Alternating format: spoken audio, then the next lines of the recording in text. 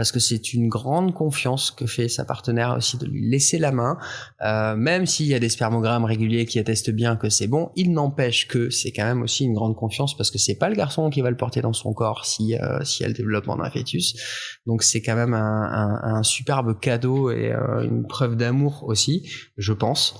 Et la contraception testiculaire thermique, le fait que les mecs s'y mettent, je trouve qu'aussi c'est une jolie preuve d'amour envers leur partenaire à un moment donné, d'oser se dire ok, je veux bien comprendre que c'est compliqué pour toi, je veux bien moi prendre mes responsabilités, oui il y a des méthodes, j'ai peut-être un peu peur parce que X ou Y raison, il n'empêche je vais quand même y aller parce que je vais le faire pour toi, mais je vais le faire pour moi aussi et puis je vais le faire pour nous.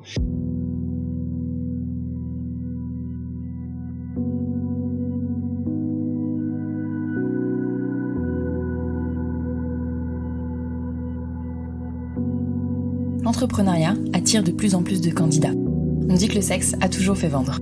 Pourtant, rares sont les entrepreneuses et entrepreneurs à oser franchir le pas du milieu de la sexualité. Il y a plein de choses à faire pourtant.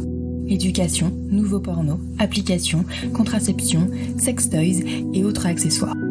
Il y a même un mot dédié pour les startups mêlant technologie et sexualité, la sextech. Vous pouvez trouver beaucoup de podcasts très intéressants sur l'entrepreneuriat, beaucoup de podcasts sur la sexualité sous toutes ses formes, mais qu'en est-il des deux ensemble ? Les entrepreneuses et entrepreneurs dans la sexualité et le plaisir existent pourtant, mais ils peinent parfois encore à se faire voir et entendre. Il y a encore sûrement plein de place à prendre dans ce milieu, alors qu'attendez-vous si cela vous intéresse ? Parce que peu importe vos peurs, il faut oser, comme souvent, et là peut-être plus. Mais l'entrepreneur ou l'entrepreneuse qui crée et vend des sextoys, qui réalise tous vos fantasmes, vous éduque sur votre corps ou monte un club libertin, rencontre en fait des problèmes souvent similaires à celui ou celle qui crée la dernière application à la mode, un jeu vidéo ou encore un restaurant. On verra quand même les quelques différences qu'il peut avoir. Le marché de la sexualité et des plaisirs est vaste, il touche tout le monde de plein de manières différentes et c'est pour ça que c'est un marché très intéressant. Avec le podcast de Talk, je vous propose de vous inspirer des entrepreneuses et des entrepreneurs qui ont osé.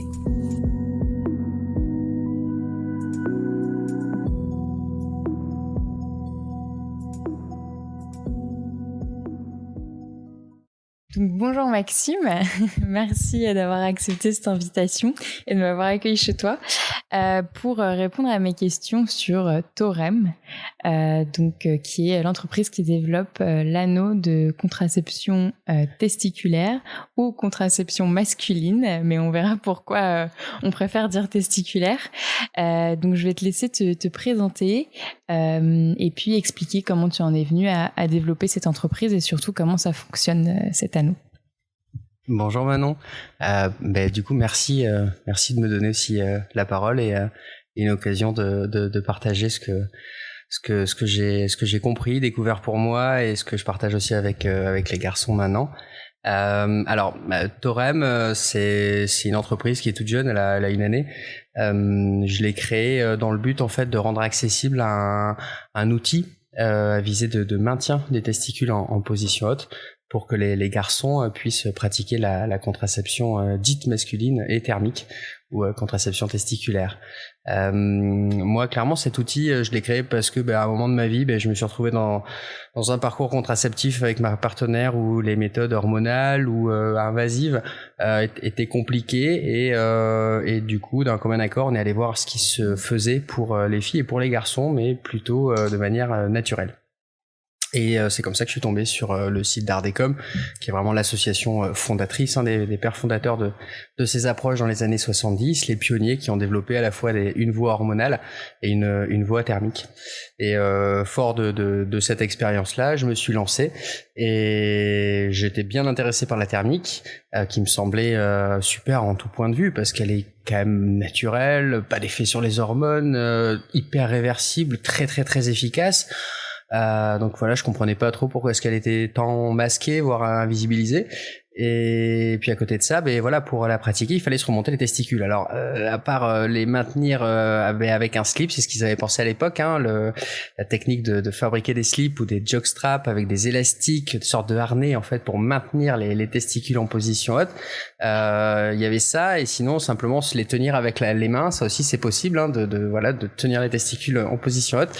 C'est pas très très viable sur le long terme.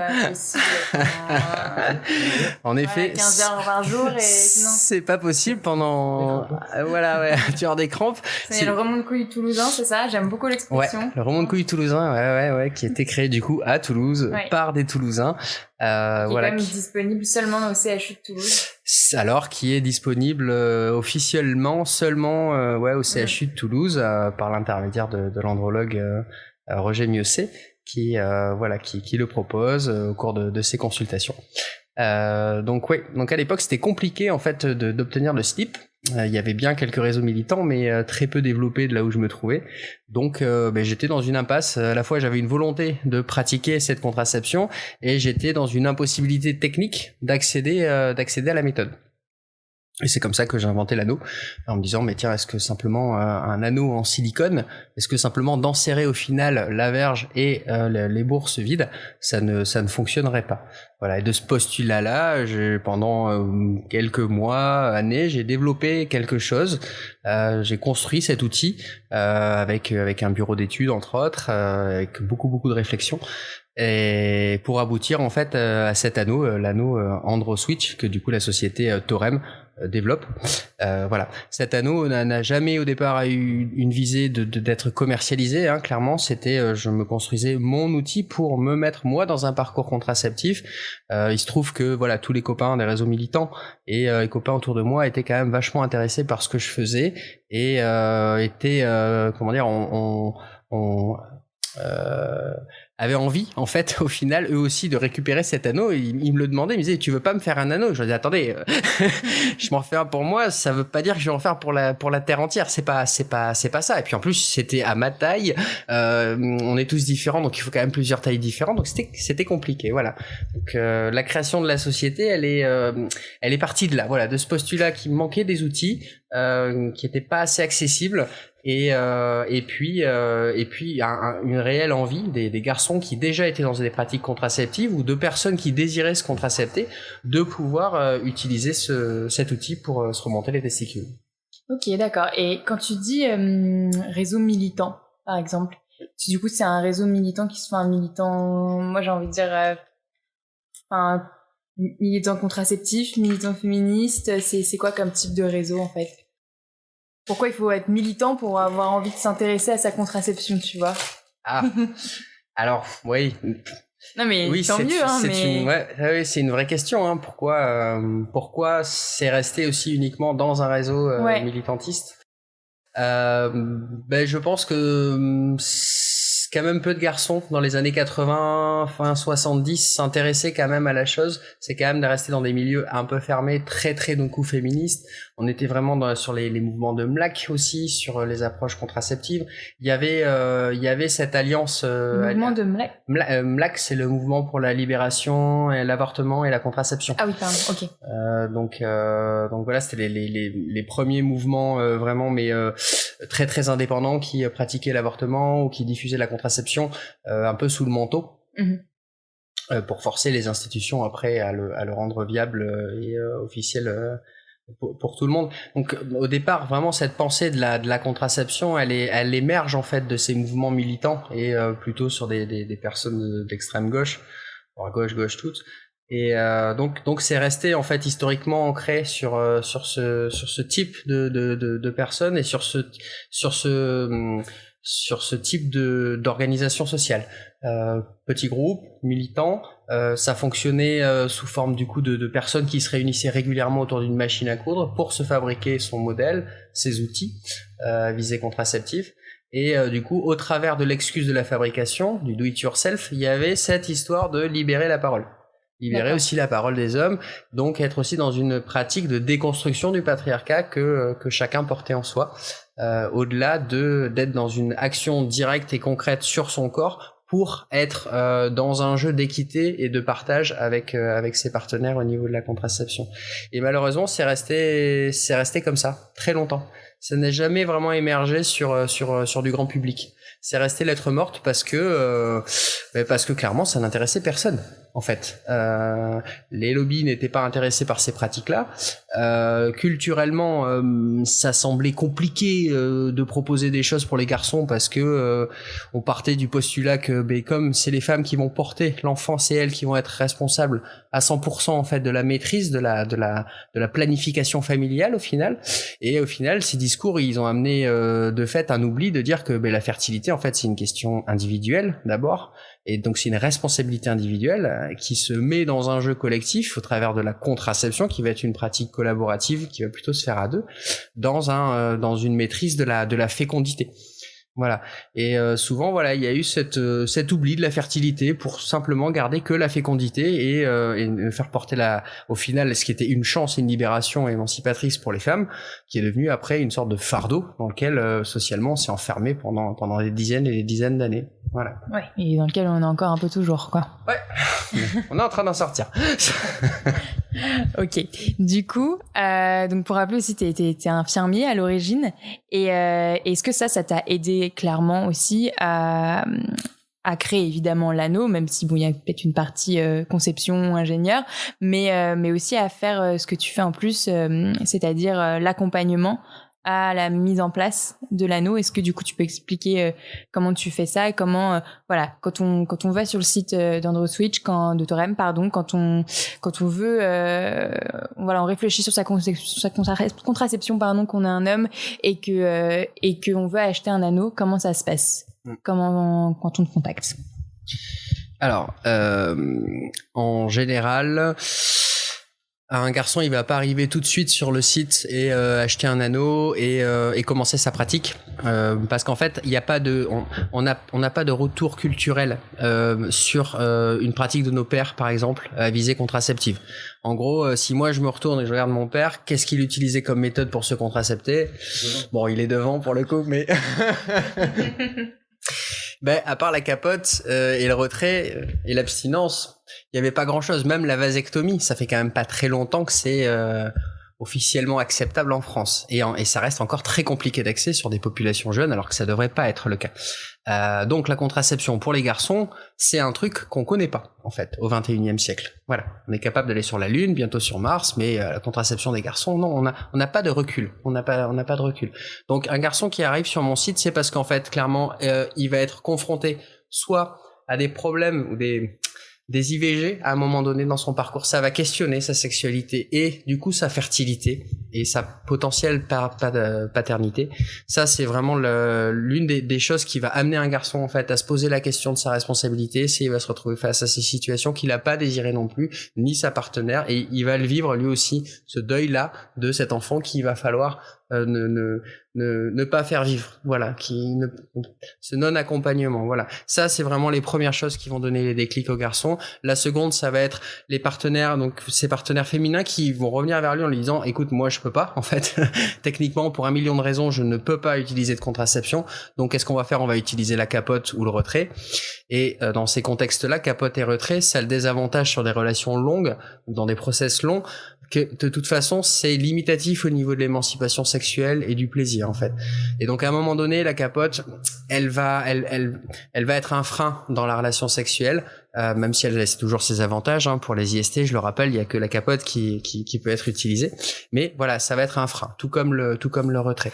Donc il y a peu de pratiques dans des contextes vraiment où voilà, un partenaire féminin ne peut pas prendre en charge la contraception totalement, et il y a rien à côté pour les garçons, si ce n'est la vasectomie. Mais la vasectomie, c'est pareil, ça reste quand même marginal sur des populations jeunes, ça va quand même plutôt s'adresser à des personnes qui ont déjà un vécu au niveau de la parentalité. Dans ces contextes-là, en général, les gens vont aller vers la vasectomie. Mais sur des populations jeunes, ça va rester quand même toujours marginal, même si ça doit être possible si la personne le désire. Donc en gros, si t'es jeune et que tu te dis non mais attends, je veux bien quand même peut-être envisager des possibilités d'avoir d'enfants plus tard, qu'est-ce que je fais? Ben t'as rien.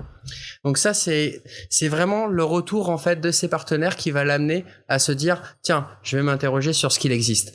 Et c'est comme ça qu'il va arriver sur mon site en général. En ayant pris conscience que ben voilà, déjà un parcours ça peut peut-être se partager.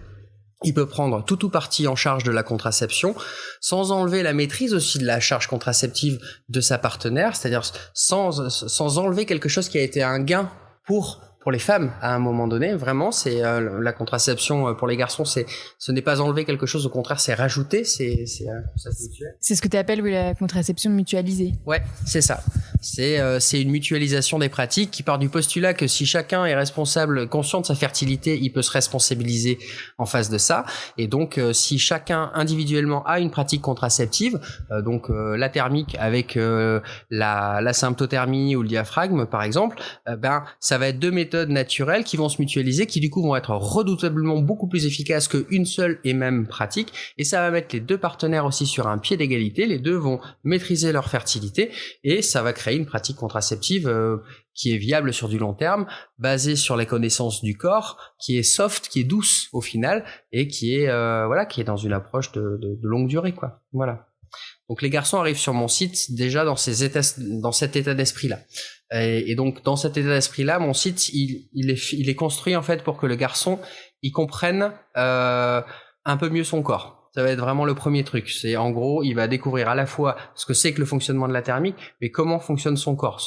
Parce qu'en gros, peu de garçons savent vraiment ce qu'ils ont entre les jambes. Ça va vraiment être le premier, le premier vecteur du site. Ça va être de comprendre, voilà, c'est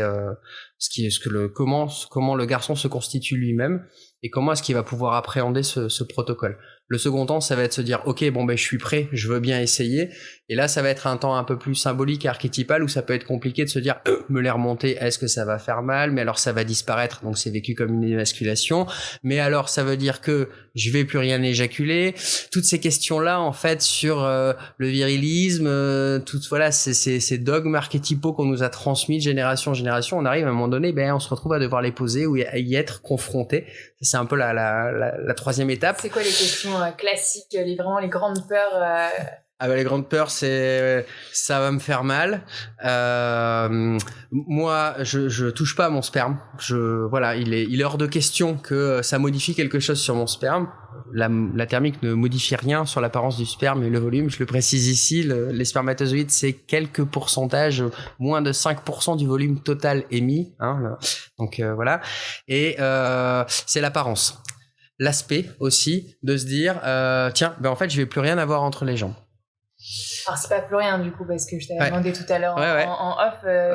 C'est même quand tu mets l'anneau, t'as quand même des testicules. Faut pas dire qu'on a plein. Alors tes testicules ne sont plus entre tes jambes, elles sont vraiment au-dessus de la verge. Par contre, en dessous, t'as toujours cette poche, en fait, le scrotum qui est là. Voilà, mais c'est une poche vide. Voilà. C'est ça. Donc il y a quand même cette sensation un petit peu de vide. Un petit peu de vide, un petit peu de vide. C'est vraiment ce qui revient principalement. En général, c'est ça. Après, il y a toutes les questions au niveau des hormones, de se dire est-ce que ça va affecter mes hormones, est-ce que je vais me retrouver dans la même position que les filles qui prennent la pilule, quoi. Est-ce que ça va vraiment altérer mes hormones? Et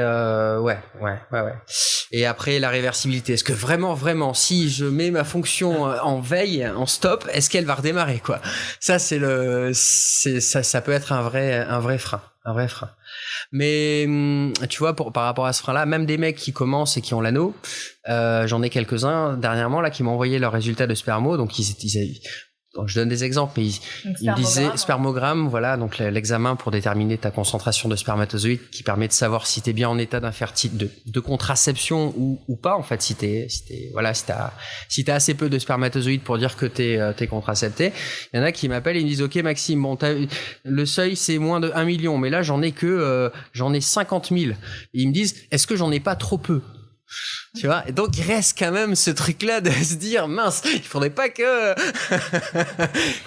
savoir du coup, parce que j'ai appris un truc vraiment aujourd'hui. En gros, on considère qu'un homme est infertile, en tout cas en termes de nombre de spermatozoïdes, en dessous de 15 millions, c'est ça, de spermatozoïdes par milligramme. Millilitres. Millilitres.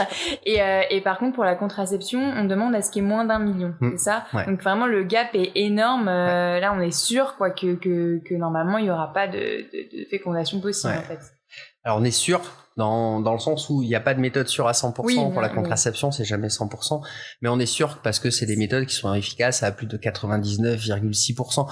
On est en gros sur des mêmes types d'efficacité que des dispositifs intra-utérins au cuivre.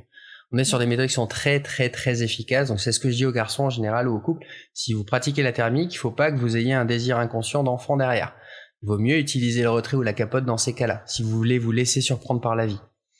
Ça aussi, voilà, c'est vraiment dire non aux garçons, non. Surtout qu'avec la thermique, il est possible d'arrêter totalement la fonction, c'est-à-dire de ne pas en avoir simplement moins d'1 million, mais d'aller à 0. Et donc d'avoir des résultats qui sont équivalents à une personne qui aurait une vasectomie. D'accord ? Donc ça, c'est tout à fait possible. Voilà. Et ça, comment ça se passe? C'est en fonction de comment on met l'anneau? Non, du nombre d'heures. D'accord. C'est à peu près 15 heures par jour, mais voilà, si le garçon en portant 15 heures par jour son anneau, au bout de 3 mois, il se retrouve par exemple à 500 000 par millilitre, ben, je lui dis en général, écoute, si tu veux aller à 0, augmente d'une demi-heure ou 1 heure tous les jours, et probablement, en fait, que tu vas descendre, aller à 0, en fait. Voilà, c'est aussi simple que ça. Le 15 heures, c'est parce que généralement, ça fonctionne pour tout le monde pour 15 heures, mais en gros, des fois, c'est plutôt 13, et des fois, ça va plutôt être 16. Ça, parce qu'on n'est pas tous sensibles à la chaleur de la même manière. Voilà. D'accord. Mais voilà, une fois qu'on sait à 15 heures par jour à combien on arrive, il y a des garçons à 15 heures, ils arrivent à 0, d'autres à 15 heures, ils sont à 1 million, 1 million 2. Et en fonction, on réajuste, quoi, un quart d'heure, une demi-heure par jour, et puis on arrive vraiment à quelque chose d'affiné et qui correspond vraiment à la personne. Ok, donc une fois le concept, comment ça fonctionne, l'anneau, comment ça arrête la production, petit à petit, de spermatozoïdes, que les questions qui font peur sont posées, que le garçon est convaincu. Comment ça se passe pour la mise en place de la suite après? Le garçon, après, il va y avoir la question de la taille. Ça revient fréquemment. Donc, il y a 5 tailles de disponibles, mais en gros, il y a 10 tailles parce que il y a des, avec un même moule, en utilisant de l'huile de silicone un tout petit peu, il y a moyen de modifier l'élasticité des anneaux et du coup d'avoir des tailles intermédiaires. Donc, en gros, un garçon, j'ai voulu que les choses soient très simples. Donc, sur le site, il a simplement besoin d'avoir une érection, de poser une règle et de regarder, en fait, à peu près la largeur de sa verge, plutôt au niveau de la base. Voilà. Cette information, une fois qu'il l'a, ça lui donne une valeur. Cette valeur, il regarde dans le tableau qui est sur le site et ça lui donne en fait la taille à prendre. Voilà. Les tailles, c'était au début XS jusqu'à XL. Ça aussi, ça m'a été reproché aussi par des andrologues en disant vous pensez pas que ça peut être discriminant, que ce soit XS ou XL. Je fais attendez, on n'en est pas là quand même. si, toujours, parce que ça a été problématique aussi pour les capotes. Donc j'ai utilisé du coup des personnages plutôt de South Park parce que clairement ça m'a fait fièche d'être confronté à ça et de me dire qu'en fait là on ne parle pas d'une histoire de grosseur, on s'en fiche en fait. Ça n'a rien à voir. Il y a d'autres enjeux derrière et savoir que ça vous pouvait être limitatif, du coup j'ai utilisé des petits personnages drôlatiques qui aussi avaient fait un épisode basé sur la taille de la verge, voilà. Donc voilà. Une fois que le garçon a trouvé sa taille, écoute, il passe la commande. Après la commande elle est préparée ici avec mes parents et puis il la reçoit dans la semaine. Après, il fait ses essayages, il voit s'il se sent bien ou pas. Et là, après, il revient vers moi. En général, il n'y a pas de souci, tout va bien. Si jamais il voit que c'est pas la bonne taille, que c'est trop serré, ou alors non, ça tient pas, c'est trop lâche, il revient vers moi, il m'envoie un petit mail et là, on entre en phase d'essayage. Donc, je lui demande quelques mesures en plus et puis après, je lui envoie de quoi faire ses essayages.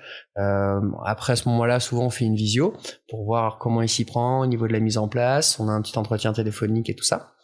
Il détermine vraiment le modèle qui lui va, je lui laisse un peu de temps pour qu'il puisse se tester dans toutes ses activités de la vie quotidienne, puis une fois qu'il est sûr, il me renvoie les modèles qu'il veut pas, et puis là il commence vraiment. Et pour commencer vraiment, il va d'abord arrêter de porter l'anneau, commencer à aller voir son médecin traitant, pour faire cette fameuse visite précontraceptive, où là clairement il va il va revenir au contact du corps médical. En général, ça se passe bien. Vaut mieux aller voir plutôt son médecin généraliste que tout de suite un urologue ou un andrologue ou un gynécologue. Le médecin généraliste est tout à fait calibré pour pouvoir vous accompagner dans cette démarche-là. Surtout que vous avez le protocole en ligne qui est dédié aux médecins, qui était fait pour les médecins dans les années 2012. Donc le doc a qu'à lire ça et à vous suivre. Et en sortie de cette visite précontraceptive au cours de laquelle il va y avoir une petite palpation des testicules pour voir si tout va bien, on va demander au garçon si dans l'enfance il n'y a pas eu de problème de descente de testicules, d'hydrocèle, de pathologies comme ça. Donc c'est pas mal d'arriver à cet examen en ayant une petite discussion avec ses parents, parce que souvent c'est des pathologies qu'on a vraiment dans la petite enfance, dont on n'a pas conscience en fait. Donc c'est souvent les parents qui ont accès à cette mémoire.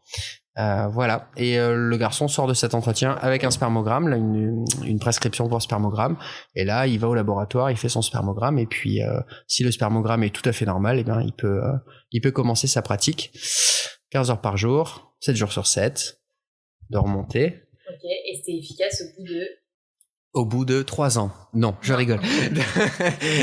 Quelques mois. En gros, au bout d'1 mois et demi, déjà, il va passer de plusieurs dizaines de millions à peine 1 ou 2 millions. Et en gros, donc au bout d'un mois et demi et au bout de 3 mois, parce qu'un cycle de spermatogénèse, c'est 2 mois et demi. Donc, on arrondit à 3 mois pour que ce soit aussi plus simple. Au bout de 3 mois, le garçon, en fait, va faire un examen pour vérifier qu'il est bien en dessous d'1 million. Voilà. En général, il est en dessous du million, il n'y a pas de problème. S'il n'est pas en dessous du million, c'est qu'à un moment donné, il y a un testicule qui redescend, il s'en rend pas compte dans la journée. Mais à part ça, ou alors il ne porte pas un nombre d'heures assez important. Clairement, au lieu de le porter 15 heures, il va plutôt être dans les 12, 13, puis il s'en est pas rendu compte. Ou alors il l'aura oublié plusieurs jours. Mais voilà, tout garçon qui commence la thermique, il est réceptif à la thermique et il est sûr, s'il pratique bien, au bout de 3 mois, il est sûr d'être en état de contraception.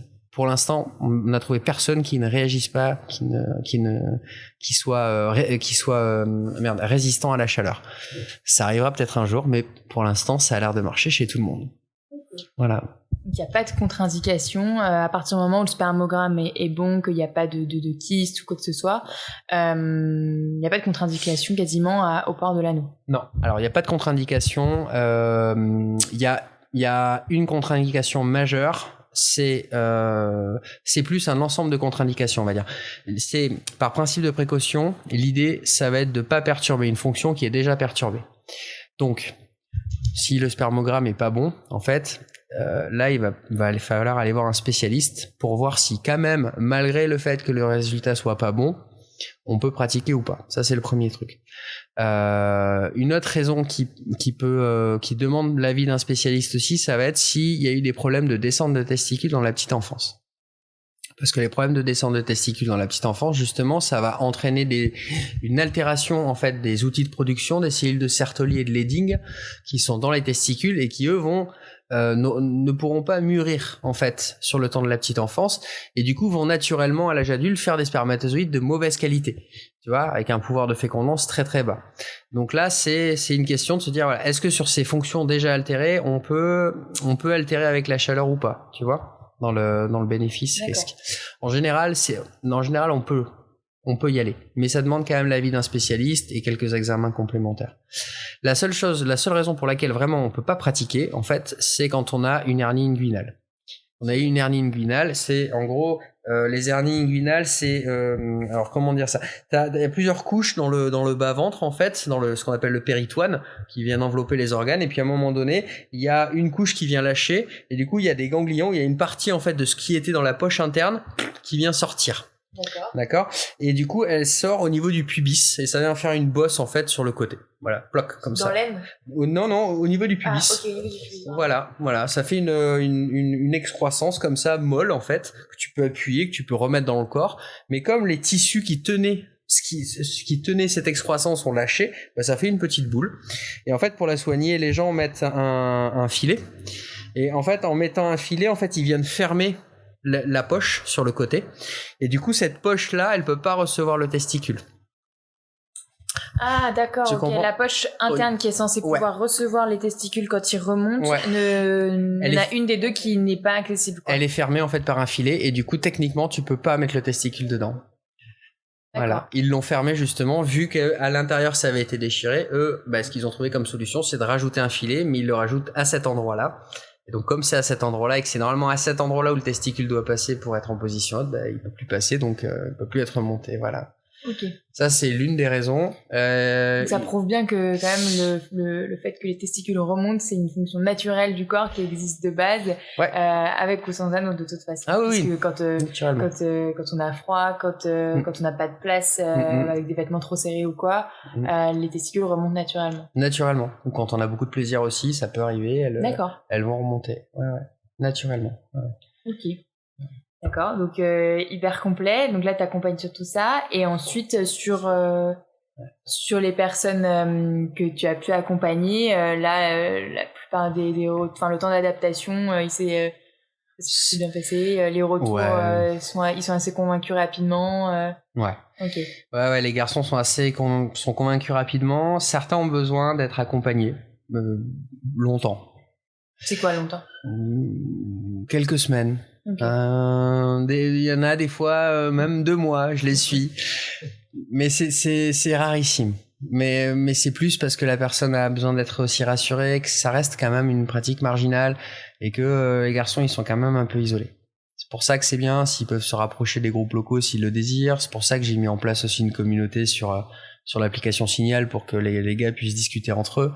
Il y a ce truc aussi de pas se sentir tout seul. C'est pour ça que je fais cet accompagnement présentiel où je suis tout le temps là, ils m'envoient des questions par WhatsApp, par mail, n'importe quoi, je suis là, je fais des visios au besoin pour eux, mais aussi pour leur couple à 2, je réponds aux questions et voilà, et je prends le temps qu'il faut. Et et puis pour certains, tu vois, l'anneau, non, ça marche pas, ou ils en ont pas envie, ou pour 1 million de raisons, je les fais basculer sur d'autres pratiques. Soit thermiques avec du textile, ou du spermapose, ou partir sur de l'hormonal, ou des méthodes plutôt symptothermiques pour leurs partenaires. Voilà, c'est un nouveau métier, c'est contraceptologue en fait que je fais. Voilà, ça n'existe pas. Très bien, c'est noté. Mais du coup, ça, là, on parle pour l'instant de garçons qui étaient quand même, qui sont venus te voir par eux-mêmes, dans le sens où ils ont fait leur recherche, ils ont pris conscience de ça tout seuls, que ce serait bien qu'ils prennent cette responsabilité-là de la contraception. Est-ce qu'il y a des cas où t'as dû être un peu plus la personne qui va convaincre l'homme, où il a eu cette discussion en couple, il est pas convaincu, il a dit ok, d'accord, et c'est la femme qui t'a contacté peut-être, ça arrive. Ça arrive. Ça arrive. C'est une bonne idée, puisque même peut-être pas, en fait, s'il est pas convaincu de base, essayer de le convaincre. Derrière se cache l'histoire du consentement, quoi.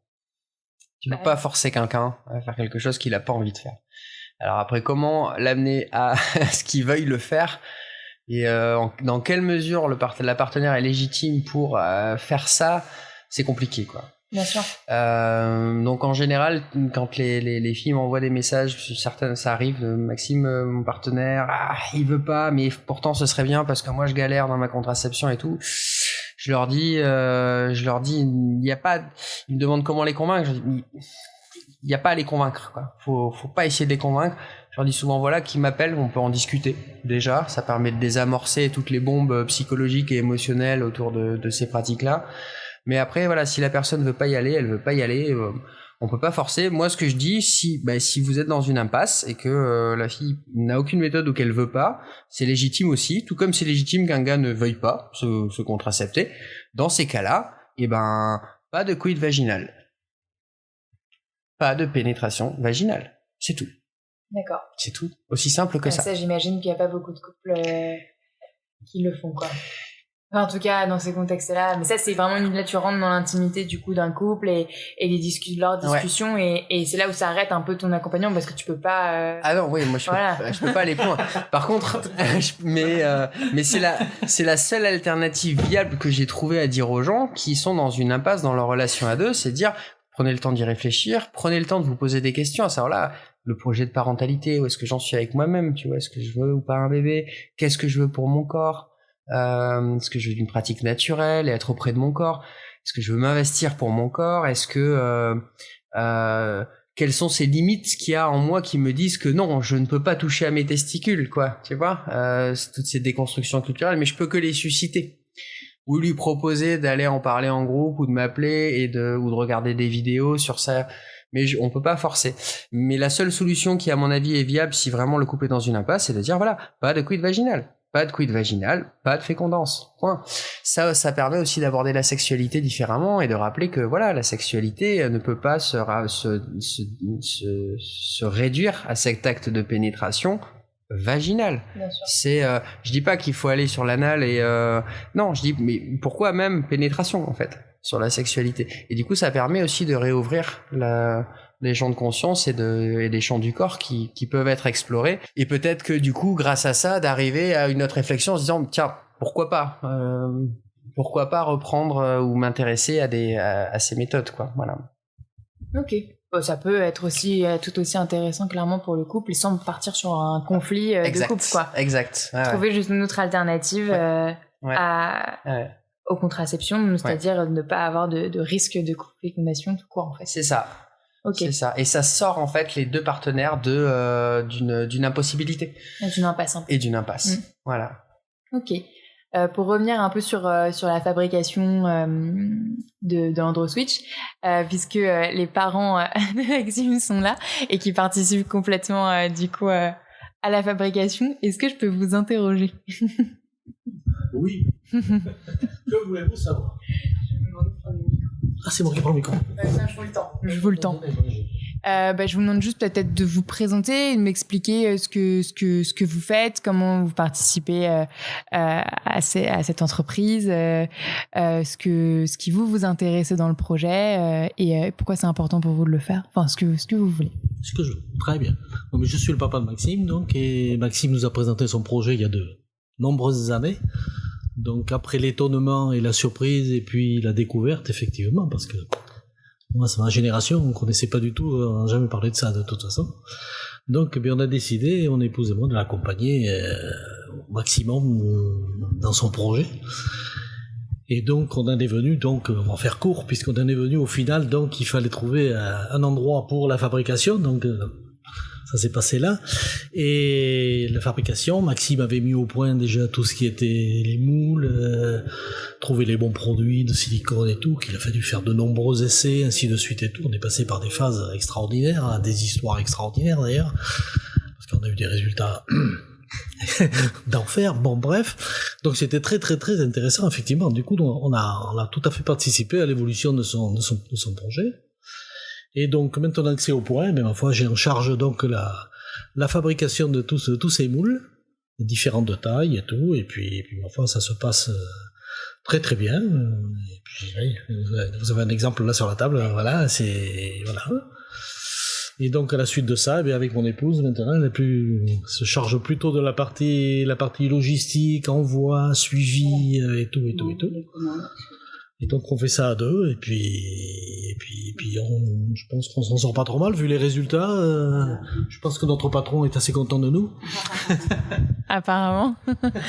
Et vous, madame, est-ce que je peux vous demander, du coup, vous par exemple, en tant que femme et en tant que mère, du coup, vous avez aussi découvert tout ce qui était peut-être contraception masculine, comme moi finalement, vous aussi monsieur, mais est-ce que du coup ça a été peut-être plus particulier pour vous de travailler sur ce projet-là, parce que là vous accompagnez peut-être que la contraception des hommes, c'est pas une discussion que vous avez l'habitude d'avoir dans votre vie, j'imagine. Ça a été une petite révolution. Je reconnais que c'est sûr que c'était quand même vraiment quelque chose de très fort, oui, très très très original, et en même temps j'étais très fière aussi de voir que mon fils s'intéressait de près à ce souci quand même qui concerne tellement de couples, tellement de femmes aussi qui sont en souffrance, et voilà, ça c'est quelque chose qui m'a beaucoup stimulée au départ, et après les choses se sont faites tellement progressivement, parce que le départ, l'idée de Maxime, elle date de plusieurs années quand même, hein, donc on a vu grandir un petit peu ce projet. On a vu, c'est prendre forme, et puis franchement, c'est une merveilleuse aventure. C'était une Une belle aventure, c'est vrai. On s'est découvert aussi à travers tout ça, puisque bon, il y a de l'interaction. Ça a permis de bien se découvrir. Et puis, moi, j'ai appris plein de choses aussi, évidemment. Énormément de choses. Donc ça, c'est formidable. Non, voilà. C'est que du bonheur. Et du coup, c'est pas bizarre de... Enfin, il y a deux questions. Il y a le fait d'entreprendre en famille, c'est pas forcément courant... Enfin, c'était courant avant, de moins en moins, j'ai l'impression. Peu importe le sujet, hein. Et là, en plus, il y a eu voilà, c'est sur la sexualité, sur la contraception, certes, mais qui touche à la sexualité. Est-ce que finalement, du coup, ça a apporté des discussions en famille? Est-ce que, du coup, vous parliez sexualité en famille avant le sujet, avant le projet? Non. Oui, ouvert, certes, mais non, on n'abordait pas le sujet. On n'a pas abordé. Le dimanche après le rôti, non, on n'abordait pas du tout le sujet de la contraception. Non, pas du tout. Non, pas du tout. Mais ceci dit, à travers ce projet, ça nous a permis effectivement d'apprendre des choses comme anime femme, effectivement. Oui. Ça, c'est sûr, on a découvert des choses, de toute façon. Et puis de se rendre compte surtout à quel point beaucoup de couples, de femmes sont toujours en souffrance, en galère. Hein. C'est ça ce projet, il est intéressant pour ça. Faire avancer quand même les choses à ce niveau-là, les mentalités, tout ça, c'est hyper important, quoi. C'est hyper important. Et surtout que ça pas dire améliorer, ça a complètement changé notre relation en famille, de toute façon. Hein. Oui, bien sûr. On n'a pas du tout les mêmes rapports que... Je trouve qu'avec son enfant, quoi, on exécute quelque part, voilà. Voyez, c'est ça. On est des exécutants. Mais il a plus la vision effectivement du long terme et de la portée effectivement de tout son projet et tout, puisque c'est lui qui le porte à différents endroits, puisqu'il en parle beaucoup à droite et à gauche. Nous, on est plus là dans le terrain, pas le nez dans les anneaux, mais enfin, voilà, et on se rend compte à travers certaines émissions et tout, quand on le voit en train de parler de son projet et tout, et de son affaire, on se dit quand même, on y participe et tout quand même, bon, on est un peu fiers, effectivement. Oui, parce qu'ils le maîtrisent bien, sont très intelligents. C'est un projet qui n'aurait pas pu exister de toute façon sans vous deux. Hein. C'est parce qu'en fait, c'est impossible d'être à la fois à la production, de gérer un peu le suivi, de gérer le suivi des garçons au quotidien, de gérer les associations, les acteurs qui reviennent vers moi, les projets institutionnels ou de conférences. C'est extrêmement chronophage. Ouais. Et oui, c'est clair, il faut être plusieurs. Et c'est sûr que sans eux, sans cette base au final, parce qu'on s'appelle tous les jours. Quand je suis pas là, c'est tous les jours on fait le point. Moi, je fais le mailing de mon côté. Je reviens vers eux. Alors sur tel gars, tac, on va envoyer ça, changer ci. Et ils me disent alors attends, on a eu retour d'un colis, nana, c'est un tel, il te dit ça. On fait ce point-là voilà du quotidien autour d'une petite entreprise artisanale. Mais ça va aussi sur la gestion des stocks où ils me disent ah là on a plus de colis ou les silicones au secours, qu'est-ce qu'on fait et tout machin. Et moi qui viens vers eux, alors ça va, les moules ça marche, est-ce qu'on a les bons outils, parce qu'on a créé des outils aussi, donc je suis pas mal revenu sur aussi tout ce qu'a pu développer mon père sur la production. Petit à petit il a créé en fait un nouveau métier aussi, clairement, de nouveaux outils, de nouvelles manières de faire, parce que travailler le silicone c'est très très subtil, très complexe. C'est pour ça qu'au démarrage on a eu énormément de pertes, on s'en sortait pas quoi. On se disait on va jamais y arriver faire une petite production quoi, c'est impossible, c'est trop exigeant, c'est trop long, ça coûte trop cher. Enfin tu vois. Et au final non, c'est grâce à lui aussi qu'on a pu développer des nouvelles pratiques, des nouveaux outils et faire en sorte que ça marche et que ça et et créer un labo dans un garage, parce que aucun financeur n'a voulu nous suivre, aucune banque encore moins, et puis même des sociétés plutôt médicalisées, centrées sur l'accompagnement des porteurs de projets, tu vois, sur cette thématique là c'est pareil, personne n'a voulu jouer quoi. La seule solution c'était de partir en mode artisanat.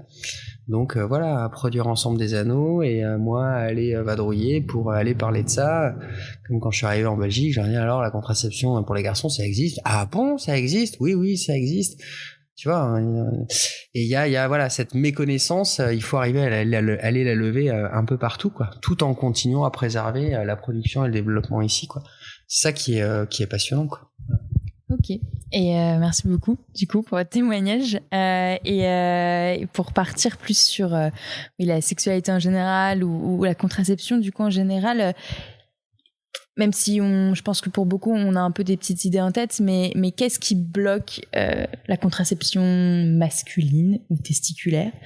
Qu'est-ce qui, selon toi, bloque le plus ? Et où est-ce qu'il faut aller combattre quel stéréotype il faut le plus aller combattre pour peut-être oser, espérer trouver un financement un jour, développer ça à plus grande échelle voilà. Déjà ce sujet-là. Je pense que déjà il faut arriver à ce que l'information soit visible et accessible partout. C'est-à-dire que quand une personne se pose une question sur la contraception, il faut que très facilement elle arrive à voir ses alternatives testiculaires. Aller voir sur des sites et un peu partout pour que petit à petit, ça déjà dans l'idée en fait d'une contraception dite masculine, ça existe. Voilà. Pourquoi plutôt dite masculine ou plutôt pourquoi les garçons que les hommes, pourquoi testiculaire plutôt que masculin? C'est parce que l'un des plus gros freins, c'est cette histoire de genre. Cette histoire de case qui au final c'est une donnée scientifique, c'est une manière de voir scientifique le genre là à partir de nos caractères sexuels secondaires qui est très limitatif, binaire et qui ne représente pas du tout la réalité de la diversité de l'humain. On est des mosaïques et on n'est pas du tout simplement homme ou femme, c'est beaucoup plus complexe que ça. Donc cette binarité posée qui simplifie les choses. OK, pour lire Le Monde, il y a l'autre et il y a moi, il y a cette dualité, OK, cette binarité, elle est pas juste si tu la rapportes à ces pratiques contraceptives parce que la contraception c'est foncièrement quelque chose d'individuel mais dans une volonté collective, dans une rencontre, vu que c'est quand même une rencontre d'un ovocyte et d'un spermatozoïde.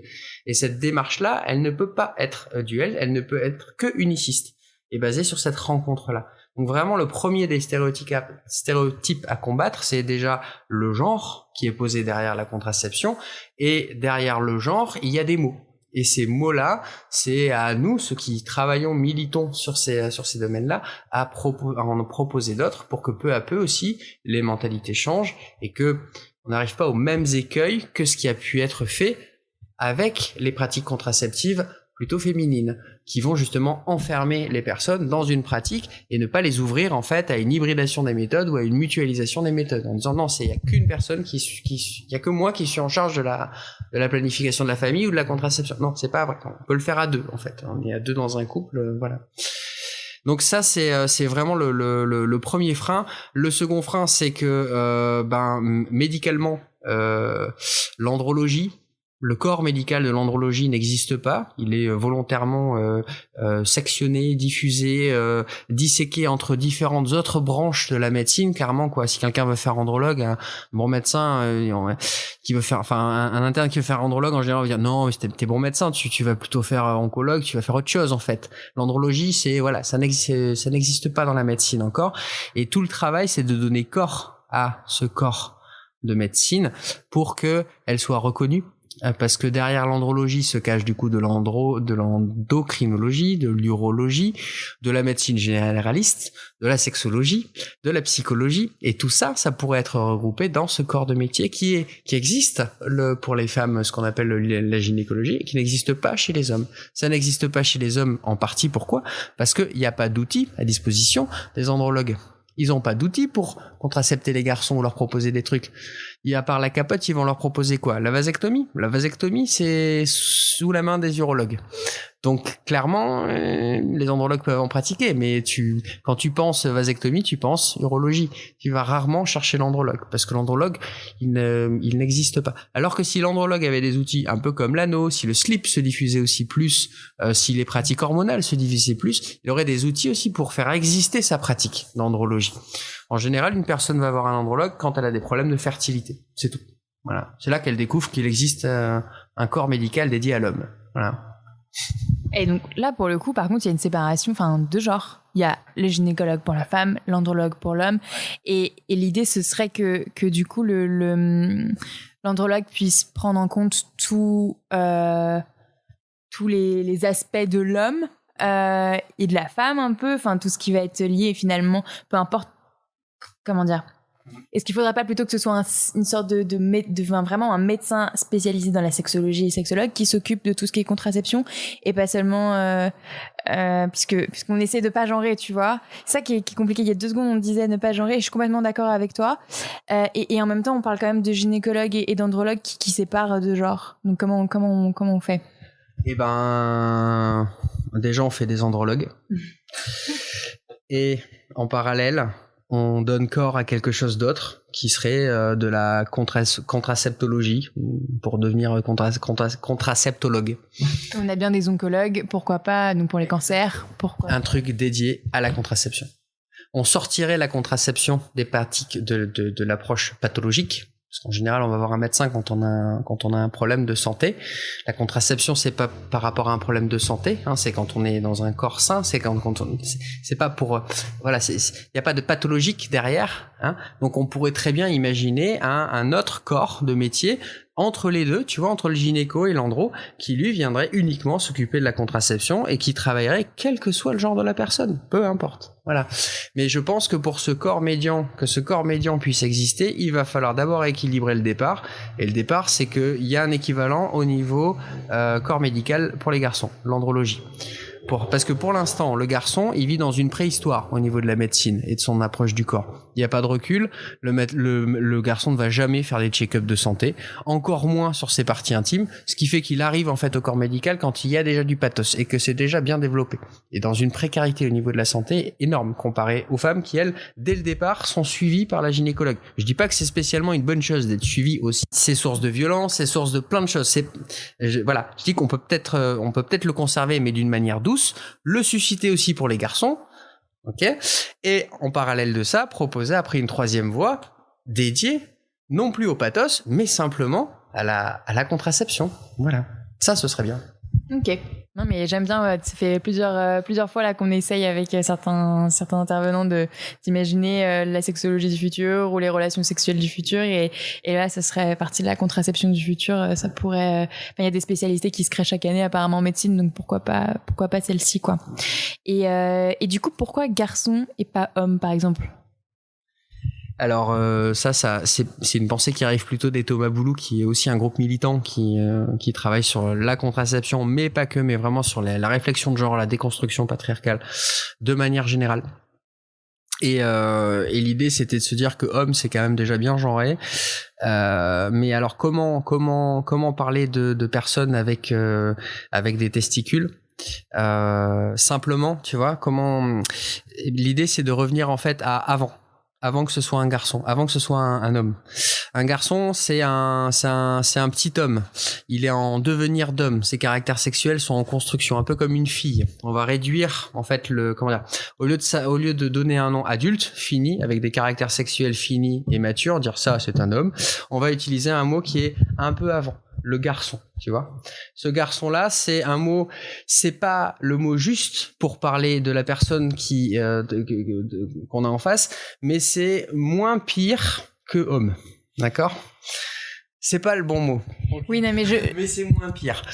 Je vois, c'est dans le sens où il y a certains caractères très sexuels qui sont pas encore sortis, notamment, je sais pas moi, par exemple, tout ce qui est pilosité ou peut-être grosseur du sexe ou ce genre de choses. Donc c'est peut-être pour ça, c'est dire que c'est un devenir d'homme qui en soi pourrait aussi très bien prendre le choix peut-être de devenir femme physiquement si lui se sent femme. Donc, mais pour l'instant, en tout cas, il a des testicules. C'est ça l'idée. Ouais, c'est un peu ça. Voilà. Voilà. Mais je te dis, ça reste pas le mot juste, mais c'est pour quand même tempérer et déjà à minima. Par cette excuse de mots à changer, ça permet aussi de se poser la question de se dire voilà, est-ce que je me sens un homme, est-ce que je suis un homme, qu'est-ce que c'est qu'être un homme, qu'est-ce que c'est qu'être un homme cisgenre hétéro, voilà, est-ce que c'est comme ça que je me considère dans mon identité, est-ce que ça me va ou pas, ça peut très bien m'aller, mais d'abord poser cette réflexion identitaire et éviter de trop genrer, parce que tu sais, un anneau en fait, t'es pas spécialement obligé d'être un homme cisgenre hétéro. pour le porter. Tu peux très bien le porter parce que ça a aussi une visée identitaire. Ça va masquer les testicules. Toutes les personnes qui pratiquent le tucking, qui vont être de remonter justement les testicules, peuvent très bien aussi utiliser un anneau pour limiter en fait cette vision qui peut être difficile et qui peut mettre en souffrance la personne de voir des testicules alors qu'elle se considère plutôt comme une femme ou plutôt différemment à sa manière. Du coup, la remontée testiculaire va faire disparaître les testicules. Du coup, ça va permettre aussi de mieux vivre son identité en harmonie avec ce qu'elle désire aussi, la personne, voilà. Ça dépasse le cadre contraceptif. D'accord, oui, ok. Là, il y a vraiment là, ça touche vraiment à l'identité de genre. Ouais. Et c'est pour ça que du coup, même si ton métier principal, tu parles de contraception et du coup, tu t'adresses principalement à des hommes hétéros, dans les milieux militants ou dans les partenaires avec qui tu peux travailler, vous abordez toujours cette question de genre et de finalement comment communiquer, comment décrire votre produit, décrire votre travail, décrire votre vision. Ça, est-ce que vous arrivez quand même à en parler en dehors de milieux militants? Comment c'est reçu, par exemple, je sais pas moi, t'as un ami d'enfance qui fait pas du tout ce que tu fais, qui est pas du tout dans les groupes militants, la caricature du cisgenre hétéro qui va pas du tout s'intéresser à ce genre de problématique, comment c'est reçu? En double effet qui se coule. Premier effet, c'est quoi ? Moi, jamais, de toute façon, parce que de toute façon, la personne va me parler d'elle, alors que je vais lui parler de moi en général. Si je vais lui présenter l'anneau, il va y avoir, oh là là, il va y avoir vraiment la personne va vomir un tas d'émotions en lien avec l'impuissance, la méconnaissance, parce que voilà, et la peur de l'inconnu, quoi. Clairement, de se dire, mon Dieu, mais en fait. Il y a des gens qui pratiquent, moi jamais j'oserais y aller, ou alors si même je l'envisageais, mon Dieu, mais quelle horreur, j'y arriverais même pas à l'envisager. Donc vraiment c'est le premier temps et là ça sort et c'est plutôt assez violent. Et le second temps en fait, la personne elle est ok pour discuter. Voilà. Mais le premier temps c'est toujours quand même assez violent sur des personnes voilà très très caricatures. Si on prend les caricatures, hein, voilà, ça va être une réaction forte et violente de rejet total. D'abord, et passer cette phase, ça va être plutôt un temps de discussion où la personne va dire ok, alors explique-moi comment ça marche, et là on va pouvoir commencer à discuter. Voilà. Donc j'imagine que toi maintenant t'es habitué face à ce genre de réaction violente, mais est-ce qu'il y a encore des questions, des remarques, t'en as marre qu'on te pose? Je finis pas tout le temps sur ça, mais bon, non, ça va. J'en ai un peu marre de j'ai peut-être posé aussi, tu vois, mais non, ça va. J'ai l'impression de radoter maintenant. À un moment donné, c'est vrai, j'ai l'impression de radoter.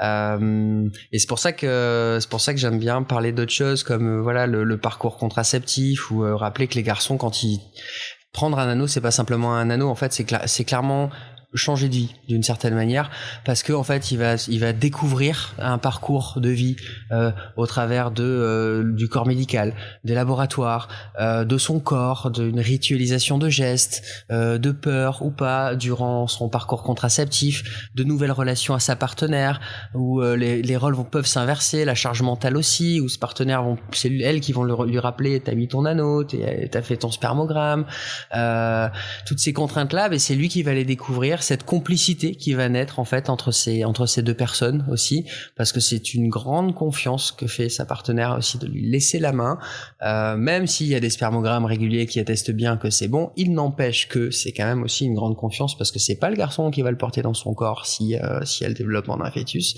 donc c'est quand même un superbe cadeau et une preuve d'amour aussi, je pense.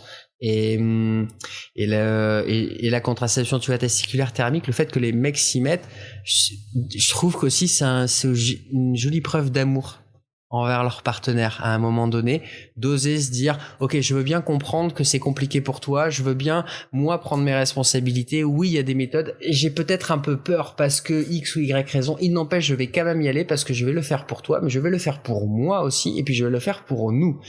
Et ça, c'est des choses que des fois je vois, tu vois, dans les gens que je rencontre ou que j'ai au téléphone. Et ça, je trouve ça joli. Ouais, quand la motivation est clairement sur l'amour et pas seulement sur le côté logistique. Ouais, c'est ça. Ouais. Qui a vraiment cet intérêt, cet altruisme derrière, quoi, de se dire, ok, je prends ma responsabilité, c'est un truc individuel, mais ce côté aussi empathique d'aller vers l'autre et d'être inclusif auprès de l'autre et de dire, ok, moi aussi je peux être enveloppant sur une thématique qui normalement ne m'est pas dédiée, mais moi aussi je peux prendre en charge cette partie-là pour toi, pour nous, et ça peut très bien se passer. Voilà, ça c'est chouette. Ok, on finit super bien en fait, malgré ma question. On finit sur l'amour et pas sur les questions embêtantes, donc parfait. Super, merci beaucoup pour avoir répondu à toutes mes questions et désolée de t'avoir fait radoter, mais je pense que malheureusement t'en as encore pour longtemps. Ouais. C'est pas fini.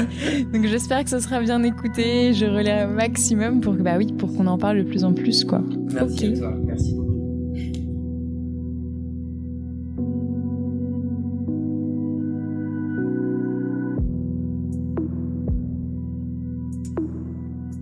Merci d'avoir écouté jusqu'au bout. Si vous êtes convaincu par la contraception testiculaire thermique ou que vous souhaitez en savoir plus, n'hésitez vraiment pas à contacter l'équipe familiale de Thorem. Le site et la page contact sont en lien de l'épisode. Vous pouvez également les suivre sur Instagram en suivant le compte Slow Contraception. J'espère dans tous les cas que cet épisode vous a fait réfléchir tout comme moi sur les liens et relations entre sexualité, contraception, genre, relations amoureuses, etc. C'est vraiment une réflexion globale, holistique qu'il faut avoir, je pense.